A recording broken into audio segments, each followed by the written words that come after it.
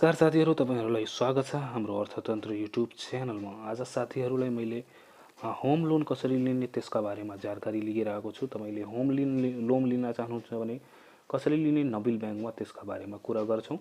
र योभन्दा पहिला मैले साथीहरू योभन्दा पहिले मैले चाहिँ एउटा एजुकेसन लोन सम्बन्धी भिडियो बनाइसकेको छु, त्यो गएर वाच गर्न सक्नुहुन्छ। र आज मैले तपाईँहरूलाई चाहिँ होम लोन कसरी लिने त्यसका बारेमा जानकारीका साथ उपस्थित भइसकेको छु।